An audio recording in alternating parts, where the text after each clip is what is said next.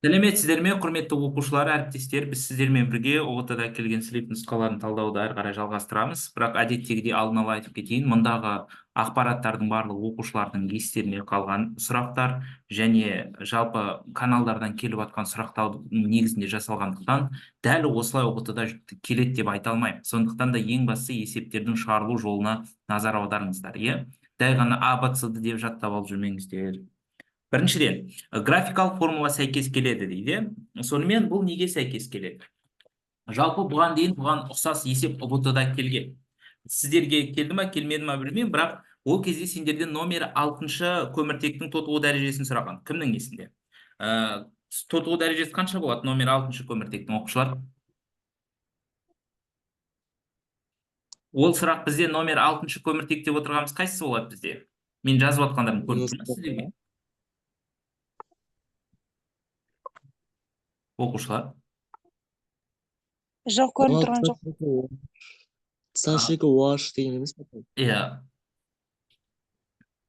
Міне мынауымыздың тотығу дәрежесін сұраған, сонда -1 болады, не? Енді альфа глюкоза екенін қайдан білеміз? Ол міне нөмірлейтін болсақ, мынау біздің номері 1-ші көміртегіміз. Осы 1-ші көміртектің егер OH тобы астыңғы жағында тұрса, бұл альфа болады. Ал егер үстіңгі жағында тұрса, мысалы мына жерде OH деп тұрса, бұл бізде не болады? Бетта болады. Енді біздің жағдайымызда OH астында болғандықтан, бұл бізде дұрыс айтасыңдар альфа глюкоза болады.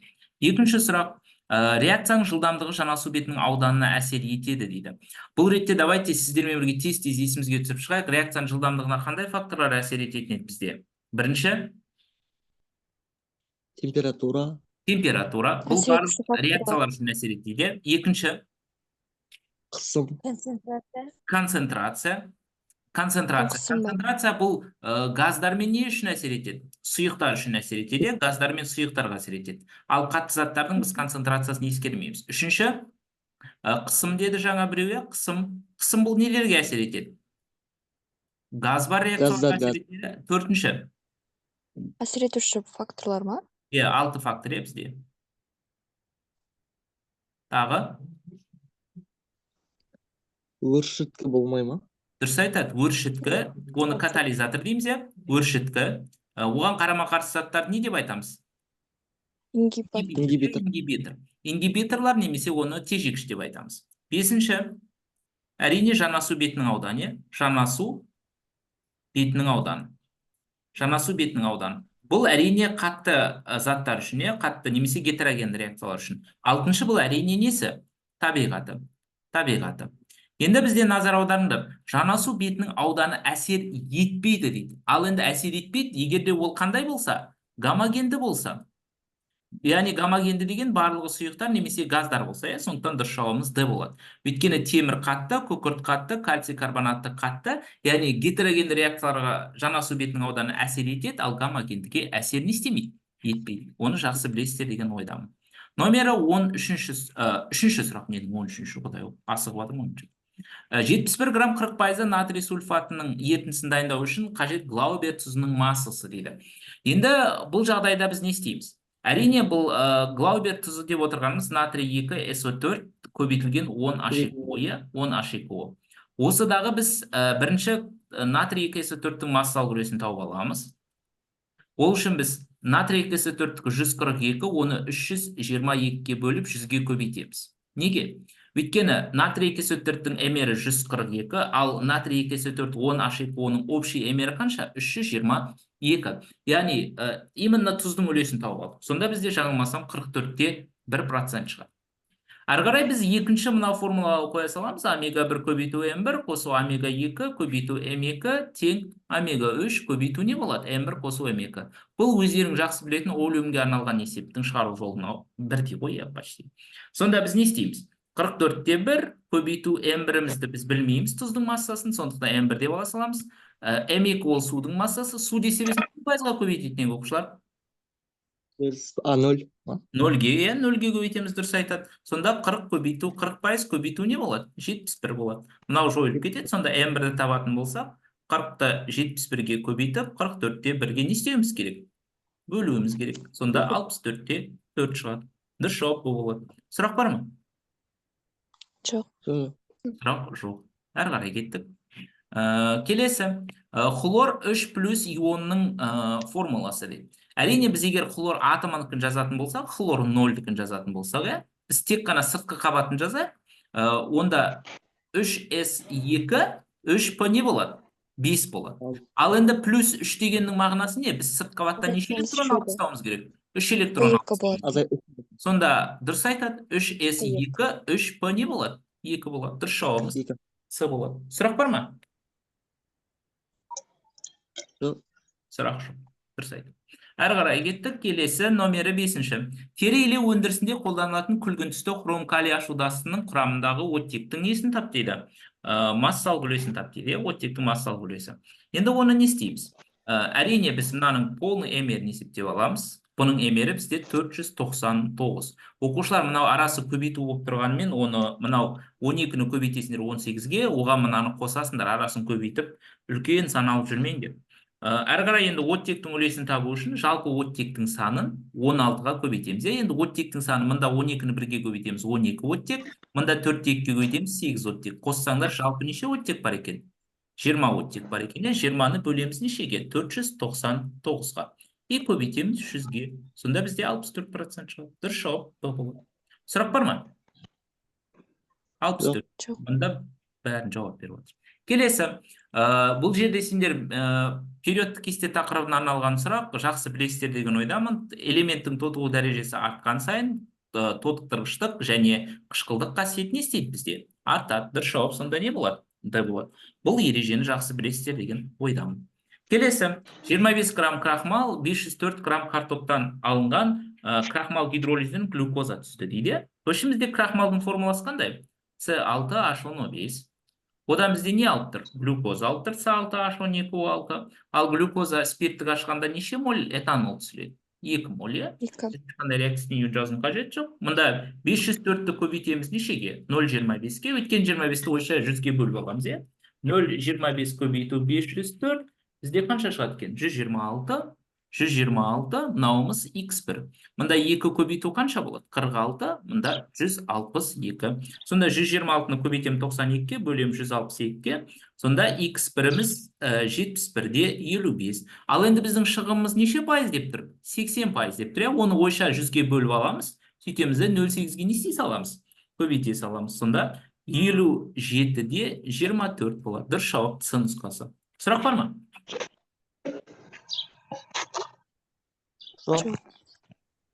Сұрақ жоқ. Әрі қарай кеттік. 8. Атомдық массасы 137-ге тең. Атомдық массасы 137-ге тең, бұл әрине өздерің жақсы білесіңдер. Бұл барий. Ал реттік нөмір 17-ге тең, бұл хлор. Сонда бұл әрине қандай тұзды береді бізде? Барий, хлор 2-ні береді.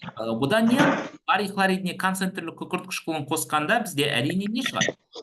Барий S4 шығады. Барий S4. Мынауымыз 41-де 6 грамм, мынауымыз X1. Мынауымыз 8, а мынауымыз 33. Оқушылар, біреу көшіп атыр. Микрофонды өшіріп қойып көшіңіздерші, пожалуйста. Дальше. Сонда X1-ді табатын болсақ, қанша болады? 41-де 6-ны көбейтем 233-ге, бөлемін 208-ге. Сонда 46-да 6 грамм. Ал енді біздің шығымыз неше пайыз? 75 пайыз. 75 пайыз, оны ойша 100-ге бөліп алам. Шыққан санды 0,75-ге не істей салам? Көбейте салам. Солай емес пе? Сонда 34-те 95 грамм. Оқушылар түсінікті болып жатыр ғой, сендерге? Әлде сұрақтарың бар ма? Түсінікті ағай, түсінікті. Түсінікті, жақсы. Әрі қарай. Массасы 306 грамм. Белгісіз 2 валентті оксид сумен әрекеттескенде 342 грамм өнім алынды дейді.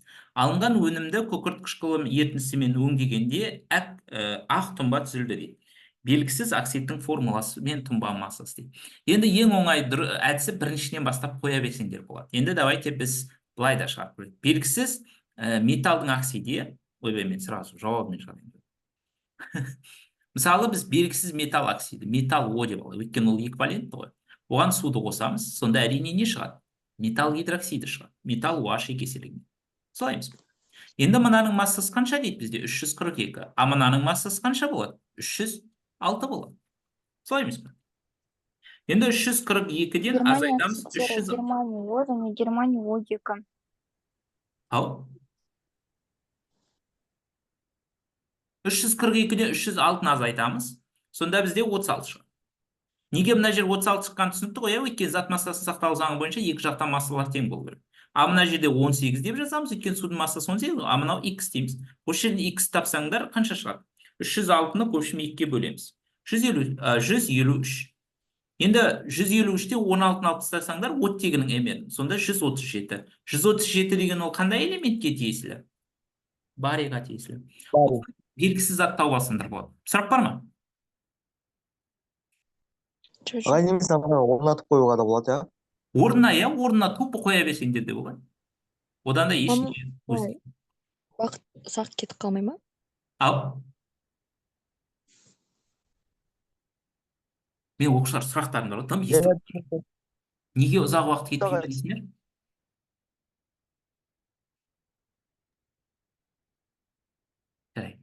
Келесі. СО-ға оттегіні қосып СО2 алған, е? Көміртек 2 оксидінің концентрациясы 0,5 мол литр, оттектің концентрациясы 0,4 мол литрден артса, реакция жылдамдығы дейді. В общем, былай ғой, давайте біз В1-ді табайық. В1-ді табу үшін, давайте бірінші реакция жылдамдығын табу үшін біз не істейміз? СО-ның квадраты көбейту не болады? О2 болады, е? Көбейту К. Енді бізде К-ның мәні маңызды емес, сондықтан да біз осы бойынша бірінші бастап концентрациямыз 0,4 көбейту 2, 0,4-тің квадраты көбейту 0,2 болады, е? Осыны есептеп алайық. 0,4 көбейту 0,4 көбейту 0,2 бізде 0,032 шығады екен. Бұл бірінші. Енді В2-ні тауып аламыз. В2-ні табатын болсақ, концентрация нешеге дейін көбейген? 0,5-ге дейін, сонда 0,5-тің квадраты көбейту 0,4 болады, е? 0,5 көбейту 0,5 көбейту 0,4, сонда бізде 0,1 шығады екен. 0,1. Енді біз В2-нің неге қатынасын тап деп тұр? В1-ге. Онда 0,1-ді бөлеміз нешеге? 0,32-ге. Сонда 0,1 бөлу 0,32. Сонда 125. Енді бізде концентрация назар аударыңдар 0,4-тен 0,5-ге дейін артып тұр ғой. Значит, реакцияның жылдамдығы да не істейді деген сөз? Артады деген сөз. Сондықтан да шығады С болады. С 3,125 есе өседі. Дұрыс айтады. Әрі қарай кеттік. 11-ші сұрақ. Аспиринді алу үшін салицил қышқылында қосылады деді. Құрметті оқушылар, мен ылғи айтамын, 11-ші сыныптың соңғы 2 тарауын оқу керек. Бұған ұбт-да обязательно осыған қатысты білуге арналған 1-2 сұрақ кездеседі. Біздің жағдайымызда бұл әрине дұрыс жауап сірке ангидриді болады. Бұл прямо кітапта дәл солай жазылып тұр. Сондықтан да бұл білуге арналған алғашқы сұрақ. Прямо жатқа білу керек бұл.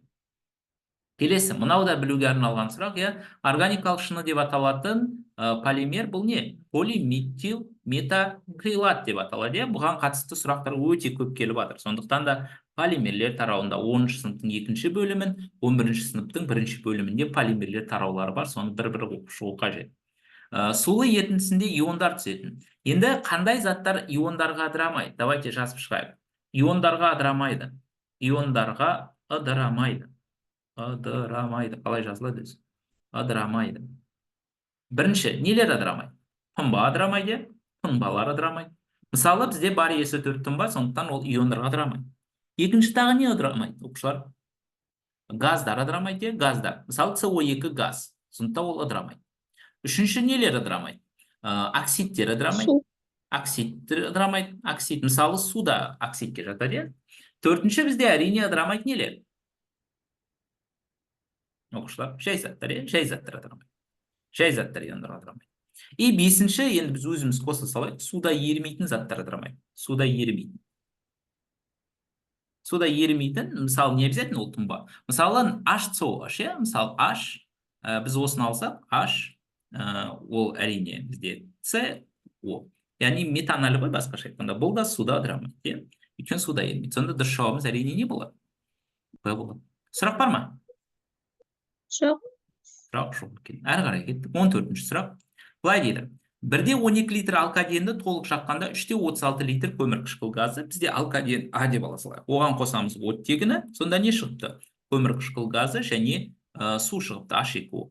Енді екеуінде зат мөлшерін табамыз. Ол үшін 3,36-ны бөлеміз нешеге? 22-де 4-ке. 3,36-ны 22-де 4-ке бөлеміз.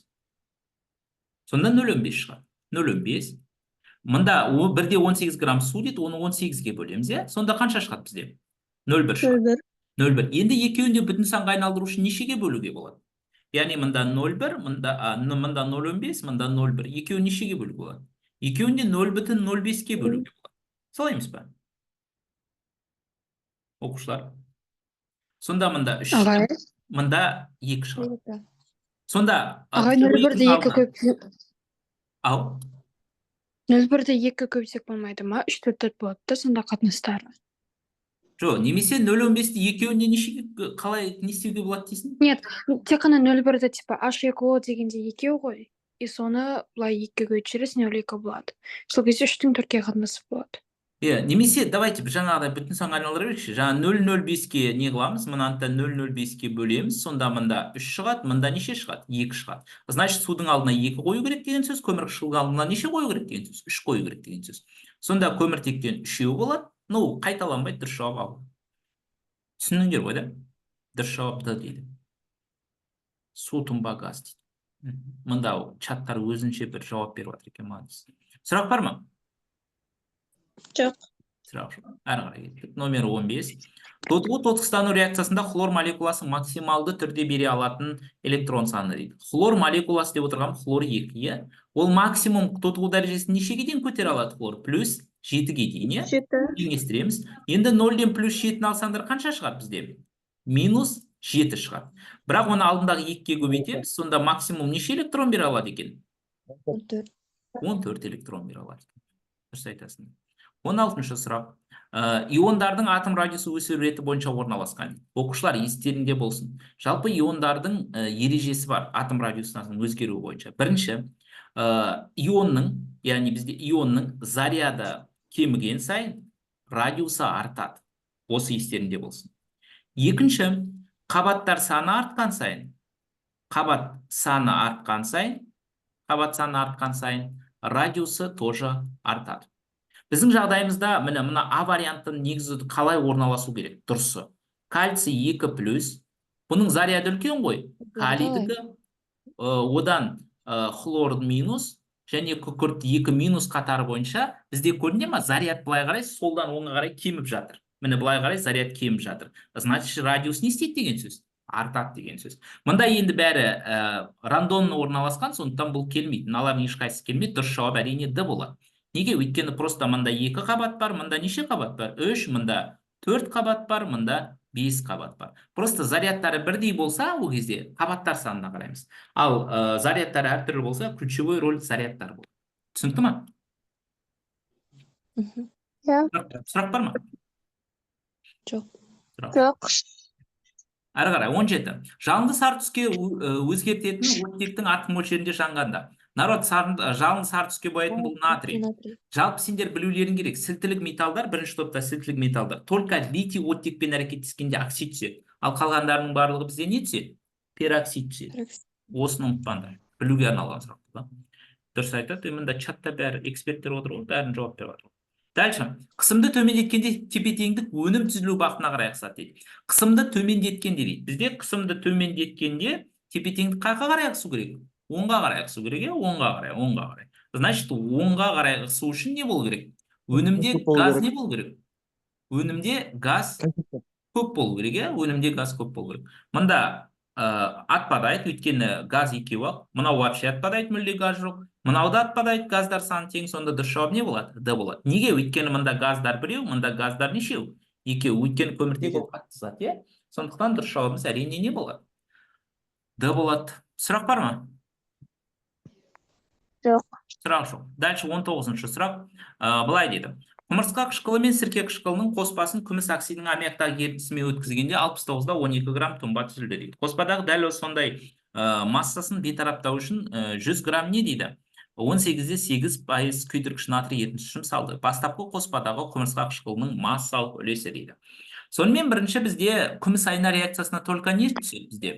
Құмырсқа қышқылы түседі. Сол арқылы әрине бізде 2 моль күміс тұнбаға түседі. Мынаның массасы қанша дейді бізде? 69-да 12, а мынауымыз X1 болады. Мынауымыз 1 зат мөлшерін тауып алады. Енді мынауымыз жаңылмасам 216 болады. 108-ді 2-ге көбейтеміз. Сонда 69-да 12-ні бөлемін нешеге? 216-ға 0,32 шығады. Сонда x біріміз 0,32 моль шығады. Әрі қарай, енді натрий OH-тың зат мөлшерін тауып аламыз, натрий OH-тың зат мөлшерін табу үшін, біз не істейміз? Әрине, 100 граммды көбейтеміз 0,18-де 8-ге. Неге? Өйткені 18-де 8% осы 100-ге. Бөлеміз нешеге? 40-ға, натрий OH-тың емеріне. В общем, 18-де 8-ді бөлеміз 40-ға, сонда бізде 0,47 шығады. 0,47. Енді қараңыздар, бізде натрий OH-тың жалпы біз егер құмырсқа қышқылын алсақ та, сірке қышқылын алсақ та, олар бізде бір валентті ғой, солай емес пе? Бір валентті. Бұның барлығымен әрекеттесуге қанша моль натрий жұмсалып тұр? 0,47 жұмсалып тұр. Ал енді мынанікі қанша болып тұр бізде? 0,32 болып тұр. А значит, мынанікі қанша болады? 0,15 болады. Өйткені екеуінікінің қосындысы общий нешені беру керек? 0,47-ні беру керек. Бұл түсінікті ғой? Народ? Сонда бізде CH3COH-тың зат мөлшері 0,47-ден азайтамыз нешені? 0,32-ні. Сонда 0,15 шығады. Енді біз қоспаның массасын тауып алуымыз керек. Масса қоспаны табу үшін біз масса сірке қышқылының массасына ненің массасын қосуымыз керек? Құмырсқа қышқылының массасын қосуымыз керек. Ал енді құмырсқа қышқылының, сірке қышқылының массасын табу үшін біз 0,15-ті көбейтеміз 60-қа. Неге? Өйткені мынауымыздың массасы 60 грамм, ал зат мөлшері 0,15. Сонда бізде 9 грамм шығады екен. Оған қосамыз, HCOH-тікі емері 46, оны көбейтеміз. Жаңа естеріңде болса, HCOH-тың зат мөлшері қанша шығып еді бізде? 0,32-ге, 0,32-ге. Сонда 46 көбейту 0,32, бізде 14-те 72. 14-те 72. Сонда омега HCOH-ты табу үшін біз не істейміз енді? 14-те 72-ні бөлеміз 23-те 72-ге. Өйткені мынау 9-ға 14-те 72-ні қоссақ 23-те 72. Еш шыққан санды не істейміз? 100-ге көбейте саламыз. Сонда 62% шығады екен. Сұрақ бар ма? Жоқ. Сұрақ жоқ. Жақсы, ары қарай. 20-шы сұрақ. Шығымы 80% болса, 28-де 75 мл тығыздығы сәйкес спиртті тотықтырғанда түзілетін ацетальдегид дейді. Бізде ацетальдегид деген бұл С2H4O, бұл әрине нені тотықтырғанда түзіледі? С2H5OH-ты тотықтырғанда түзіледі. Енді 28-де 72-ні 0,8-ге көбейту арқылы етіндінің массасын тауып аламыз. Жаңылмасам 23 шығады, мынау 23 грамм, мынауымыз X1. Мынауымыздың емері 46, мынаның емері 44. Осы жерден X1 тапсаңдар 22 шығады. Оны көбейтеміз, шығымы неше пайыз деп тұр бізде, народ? 80% деп тұр, оны 0,8-ге көбейте саламыз. Вообще детский есеп қой. 22 көбейту 0,8. Сонда 17-те алып шығады. Дұрыс жауабымыз Д болды. Сұрақ бар ма? Жоқ. Сұрақ жоқ. Әрі қарай кеттік. Не дейді? Гексаамин кобальт 3 хлоридіндегі ішкі сфераның заряды дейді. Сонымен гексаамин деп отырғанымыз аминнан нешеу бар дейді бізде? 6 бар дейді. Кобальт дегеніміз заряды не? Яғни народ, егер гексаамин деген лигандалардан бастаса, значит ішкі сфераның заряды не деген сөз? Плюс деген сөз. Өйткені бұл катионды. Значит сразу А және не вариант отпадает? Ну, А вариант сразу отпадает. И хлордан бізде нешеу керек? 3 керек. Сонда хлордың заряды -1, -1-ді 3-ке көбейтсең, значит наnkы не болады деген сөз? Плюс 3 болады. Сұрақ бар ма? Жоқ. Сұрақ. Номері 22-ші сұрақ. Массасы 6-да 1 грамм темір купаросы. Темір купаросының бізде формуласы феррум SO4 көбейту не болады? 7H2O болады. Мыс купаросын суда ертіп дейді. Мыс купаросы деп отырған купрум SO4 не болады? 5 5H2O болады. Бұл параллель есеп. Суда ертті дейді. Нәтижесіндегі затты барий хлоридмен әрекеттескенде әрине бізде барий сульфаты тұнбаға түседі. Ол тұнбаның массасы қанша екен? 5-те 47 екен. Енді бізге табуымыз қажет қоспаның құрамын. Енді біз мынаның зат мөлшерін А деп алайық, мынаның зат мөлшерін Б деп алайық. А мынаның емері жаңылмасам қанша еді мынанікі? 7 көбейту 18, оған қоссамыз 152-ні. 278 мынаның емері, мынаның емері 250. Сонда бірінші теңдеуіміз қандай болады? 278А қосу 250Б тең не болады? Народ? 6-дан 0,1 шығады, 6-дан 0,1. Екінші біз нені тауып аламыз? Барий SO4-тің зат мөлшерін тауып аламыз. Ол үшін біз 5/47-ні бөлеміз 233-ке. 233 ол барий SO4-тің емері. Неге барий SO4-ті алып атқанымыз түсінікті ғой, народ? иә орынбасу реакциясынан өтеді ғой. 0,0 не болады? 34, иә? 34, ну, давайте 0,235 деп аласыздаршы. 0,235. Сонда А қосу Б тең не болады? 0,0235. Міне жүйе. Біз неше көбейтеміз? 250-ге көбейтеміз, е? Сонда 250-ге көбейтсек, 250 дағы көбейтсек, мында 250 А шығады, мында 28 А шығады, 278-ден 250 алсақ, солай емес па? Мында да 250 Б шығады, 250 Б мен Б қысқарып кетеді. 250-ді көбейтем 0,235-те 76, в общем, көбейтем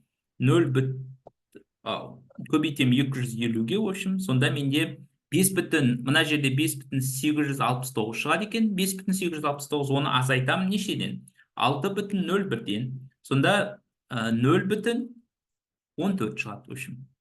0,14. Сонда аны тапсаңдар 0,14 бөлем, в общем, 28-ге, сонда 0,005 шығады екен. 0,005. Енді А деп отырған естерінде болса феррум SO4-тің массасы, сонда М кристаллогидрат феррум SO4 7H2O-ны табу үшін не істейміз енді? Мынау 0,005-ті көбейтеміз 278-ге. Солай емес па? Ну, сонда 1,39 шығады. Сұрақ бар ма? Жоқ. Бұл не деген жақсы адамсыңдар. Келесі. СП гибридтену тән емес қосылыс дейді. Енді карбин деп отырғанымыз мұнда қос байланыстар болуы мүмкін, қатарынан қос байланыс. Егер кумулденген қос байланыстар болса, бұлардың гибридтелу түрі қандай болады? Әрине бізде СП болады. Циан деген тройной связь көміртек пен азоттың арасында. Бұның да гибридтелу түрі не болады?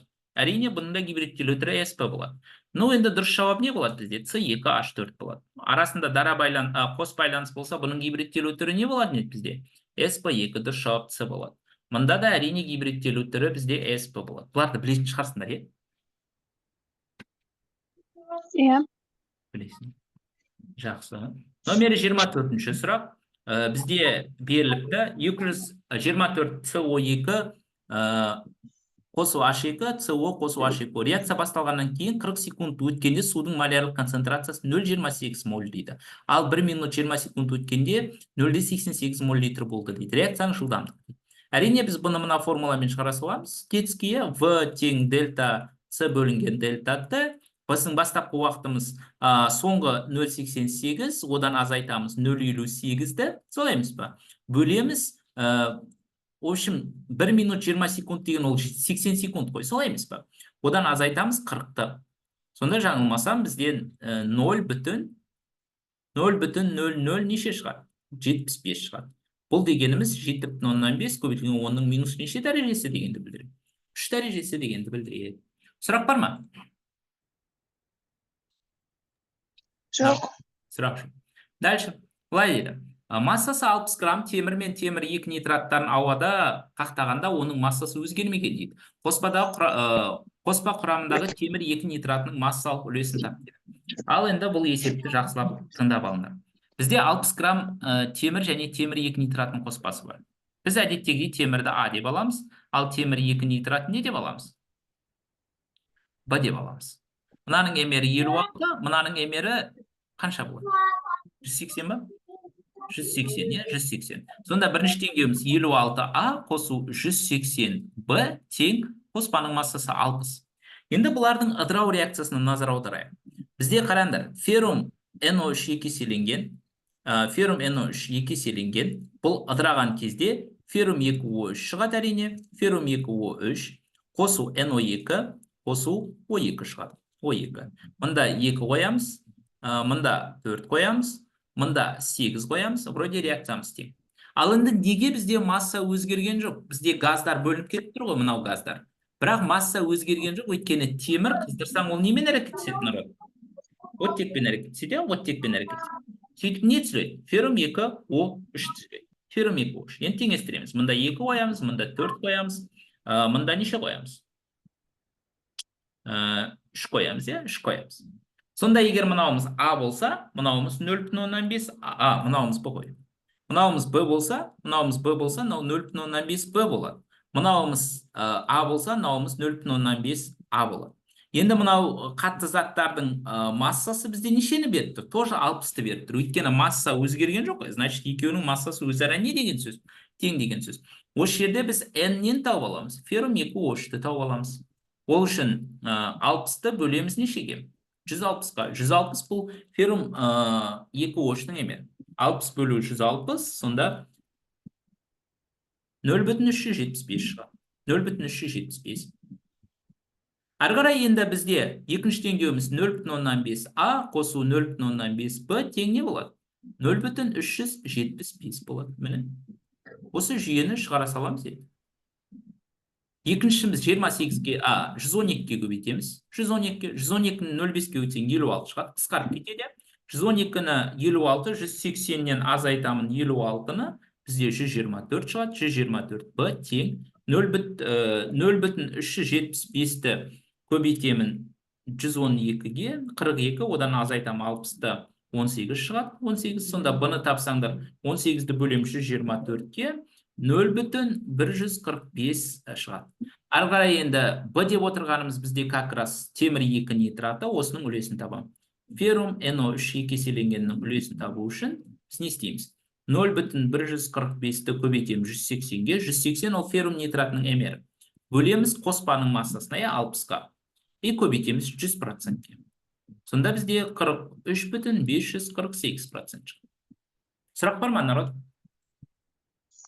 Жоқ. Сұрақ жоқ. Жақсы.